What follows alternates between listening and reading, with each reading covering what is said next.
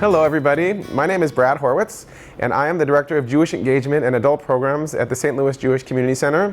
One of the things that I have to deal with in my position here at the J is working with volunteer committees. And I know there are a lot of people out there who share this, whether you're a rabbi or a cantor or a Jewish educator or a teacher. All of us in Jewish life in some way, shape or form have to deal with committees. We have lots of different kinds of committees. So there are committees to plan events. We have committees which are task forces. We have ongoing committees. And part of Jewish life is learning how to manage, as a staff person, your volunteer committee. One of the things that I always tell people is that it's important to have the right people on your committees. You know, we have lots of people in our community and they have different expertise, different skills. And we want to make sure that when we have a committee, whether, like I said, planning an event or whatever it's for, that there are people with different sets of skills. We need people who have resources. We have people on our committee who have like some sort of wisdom or guidance to provide. We need people on our committee who also are good workers and want to just go out and do the work. So like when we think about putting a good volunteer committee together, it's really important to have a diverse group of people on your committee.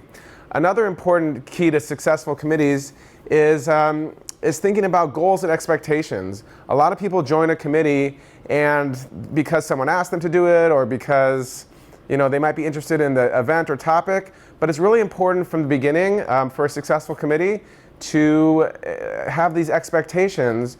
How many meetings are there going to be? What is the responsibilities of the committee members in terms of whether it's, for example, planning an event? Do they have to be at the event? Do they have to bring 2 friends to the event?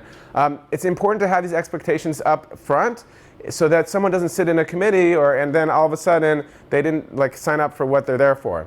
Another important piece of any kind of committee is being able to have committee chairs or people who are the leadership on your committee who are not staff. If you're a staff person, you really want these chairs to run the meeting so that they can be engaging with their peers. We, here at the St. Louis Jewish Community Center, we have many, many committees, and they're very strong. The strongest ones are the ones that have the strongest chair people who are really taking in that leadership role. Committees sometimes get a bad rap because people, it's sometimes hard to be with people when there are different ideas being expressed and people don't know what the expectations are. But ultimately, having a successful committee can really make the difference in whether something is successful or not. Because as one staff person, you can make a difference. But when you have a committee of 10, 15, 20 people, you can make a lot bigger difference. And your event can be successful, whatever issue you're trying to tackle. When you have the buy-in of several people who are your volunteers, it just makes your job so much easier. And I think that sometimes when we work with committees, we have to really remember that what are the goals and how important things can really be. And then I also want to say that it's important to appreciate your committee members. So if you're, if people are on your committee, they really need to be thanked and given credit so that they feel good about their work they're doing and continue to be engaged.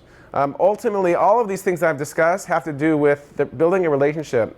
So as a staff person, we really need to focus on getting to know our committee members so that they get to know us and we have a nice relationship and the work can be done. There are many, many more things about the ins and outs of committees, working for Jewish organizations, but these are some of the few things that are really key to success.